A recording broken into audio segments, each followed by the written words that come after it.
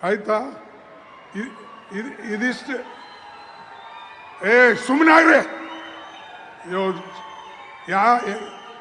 ಇಲ್ಲೇ ಇದಿಷ್ಟು ಹಿಂಗೆ ಕೂಗಿದ್ರೆ ಇಡೀ ದೇಶ ನಿಮ್ಮ ಕೈಯಾಗ ಬಂದಂಗೆ ಆಗ್ತದ.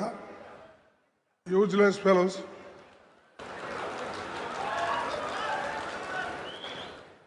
பெங்களூருவில் காங்கிரஸ் கட்சி கூட்டம் நடந்தது. அக்கட்சித் தலைவர் மல்லிகார்ஜுன கார்கே, கர்நாடக முதல்வர் டி.கே. சிவக்குமார் உள்ளிட்டோர் பங்கேற்றனர்.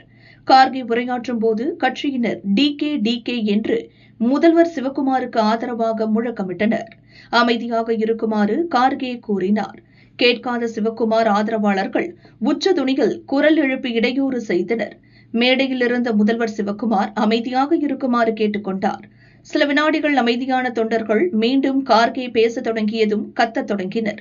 இதனால் டென்ஷனான கார்கே தண்டச்சோறு, உதவாக்கரை என்று சரமாரியாக திட்டினார். பின் பேசிய அவர், இது தனிநபரை துதிப்பாடுவதற்கான நிகழ்ச்சி அல்ல. கூச்சலிடுபவர்கள் யார் என்பது வீடியோவை பார்த்தால் தெரிந்துவிடும்.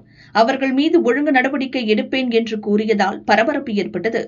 ಸ್ವಲ್ಪ ಶಾಂತವಾಗಿ ನೀವು ಕೇಳಿ, ಯಾಕಂದ್ರೆ ಇದು ನಮ್ಮ ಮೀಟಿಂಗು. ನಾವೆಲ್ಲರೂ ಕೂಡಿ ಪಕ್ಷವನ್ನ ಕಟ್ಟತಕ್ಕಂಥ ಮೀಟಿಂಗು. ಅದಕ್ಕೆ ದಯವಿಟ್ಟು ಯಾರು ಮಧ್ಯದಲ್ಲಿ ಕೂಗಕ್ಕೆ ಹೋಗಬೇಡಿ.